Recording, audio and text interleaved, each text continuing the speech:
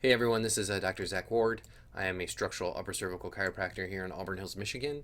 You're watching a video on why alignment matters to a young man in his 20s who had chronic daily headaches. This is actually an update video where we have a new x-ray image to talk about looking at his results after the symptoms went away, looking at changes in the structure and the improvement in the reversal of his curve. If you go on over to my YouTube channel, you're going to see this video. Look for chronic daily headaches, or my Facebook channel. You can also find it there. This video, I went over the details on this young man, and I'll go ahead and review them. And then we went ahead and we looked at the shift in his neck originally over about a 6-week time period. We'll review that briefly.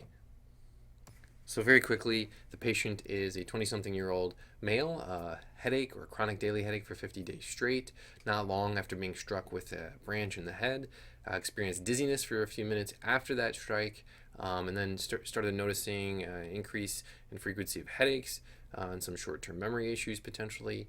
Presented to the medical folks for a CT and MRI just to check out what was going on, just to see if there's anything more serious happening.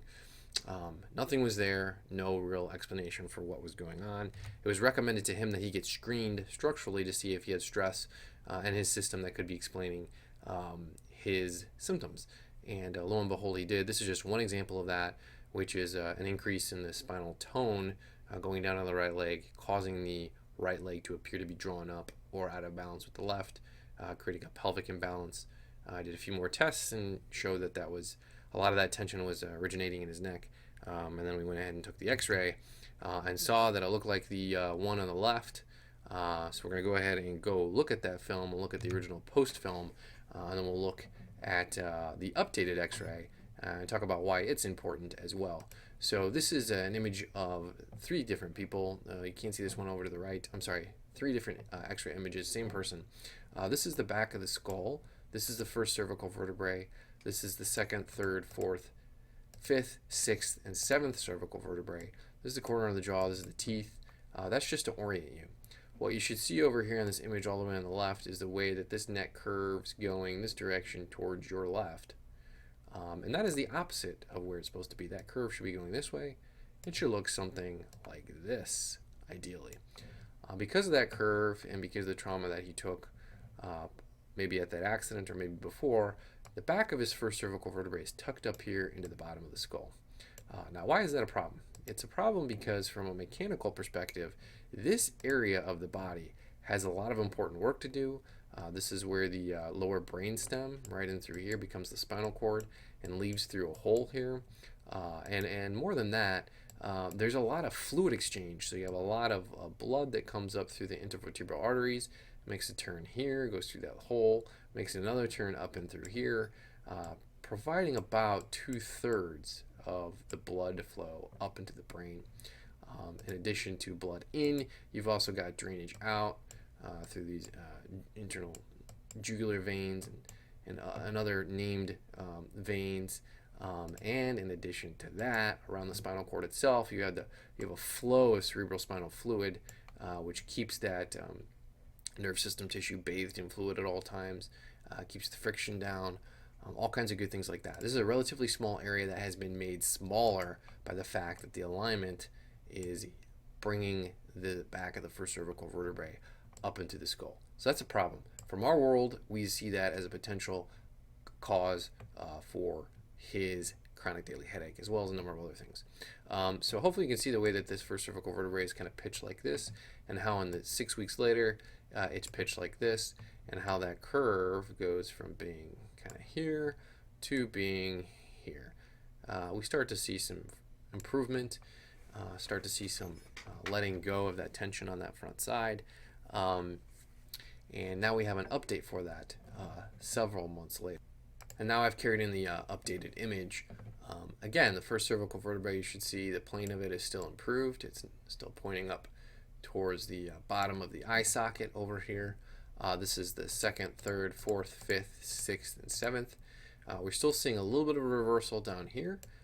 Not bad, not as much as it was, but this is definitely straightening out and moving more towards normal. I'll draw it in so that you can see it. Again, the before image all the way over here, reversal of the curve, going the opposite direction. Okay? And then the post image, going down the back of these vertebral bodies. And that's not great, not a great line drawing, but there we go.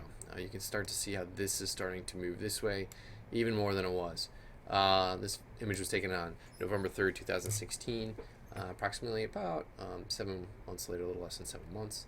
The total change in measurable alignment went from negative 9 millimeters at the fourth cervical vertebrae to being positive 1 millimeters at the fourth cervical vertebrae. That is a change of about 10 millimeters.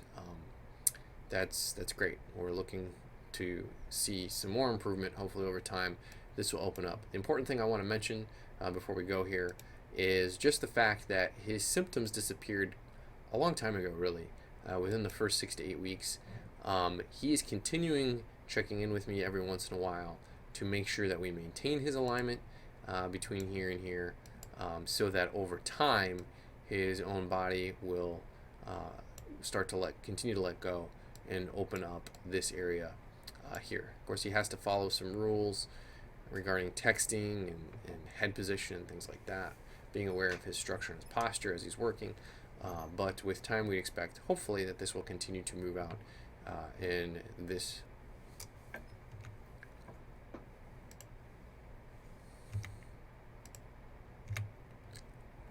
Okay, my name is Dr. Zach Ward. Again, I'm here in the upper left. If you want to get in contact with me, you can go to laachiro.com. There's a contact form there. If you're in my area and you simply want to pick up the telephone and make the phone call the old-fashioned way, that's fine as well. There's an explanation of what happens at the screening, / or / free from the website, where you can take a look at how I do the screening process. We're looking for a pretty solid confirmation that what is happening in your structure as your structure is breaking down, potentially causing your symptoms, that it's linked directly back into a certain area of your spine. We have a specific way of doing that to try to confirm that before you ever work with me. Again, Dr. Zach Ward of Life and Alignment Chiropractic here in Auburn Hills, Michigan. Thanks for watching. I hope you found this beneficial.